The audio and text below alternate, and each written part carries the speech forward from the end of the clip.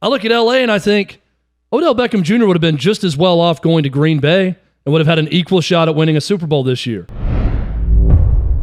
Big news across the NFL. Odell Beckham Jr., per Adam Schefter, signing a deal with the Los Angeles Rams. So he joins Cooper Kupp, he joins Robert Woods, he joins Matthew Stafford, and he chose the Rams over the Packers. Those are the two teams that apparently it came down to. The Rams weren't even mentioned yesterday. The Packers, the Saints, who am I leaving out? The Seahawks were mentioned, the Chiefs, Patriots were in the mix, and ultimately he's headed west to L.A., which is interesting because Odell Beckham Jr. wanted out in Cleveland because he wasn't getting enough targets, and now he joins an offense with Cooper Kupp and Robert Woods where Deshaun Jackson wanted out because he wasn't getting enough targets. But here's betting that's going to work because they're going to spread the ball around, and another sign that the Rams are all in. Well, this is a sign that he is not all about himself. This is an unselfish move for a couple reasons. First, you're talking about targets. He's not getting 10 a game with Cooper Kupp and Robert Woods.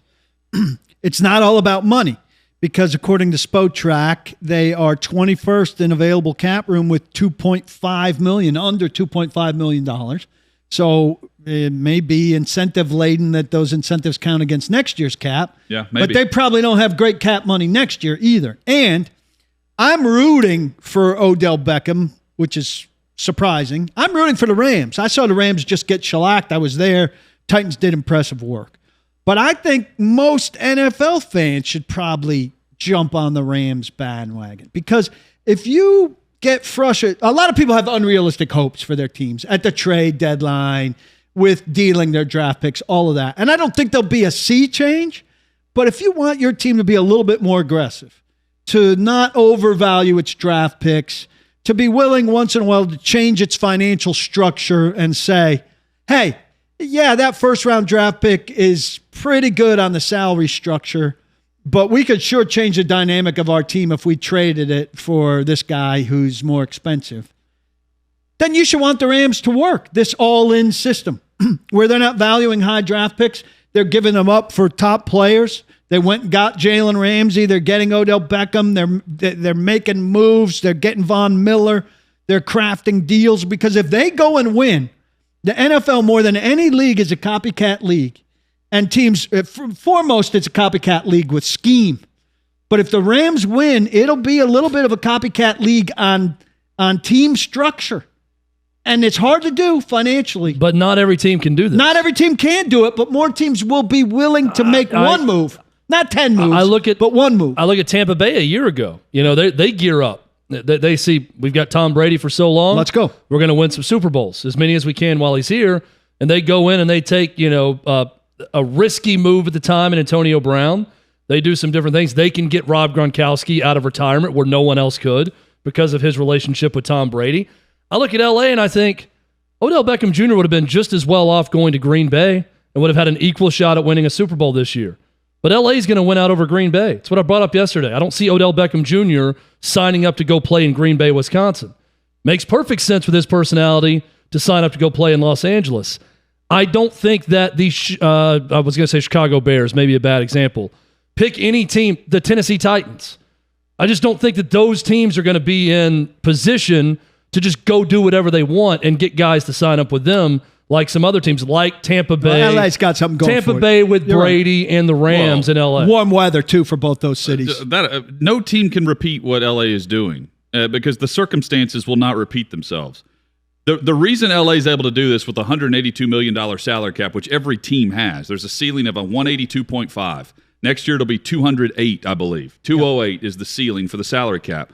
The reason why LA can do this is they have Denver willing to pay $9 million of Von Miller's salary this year.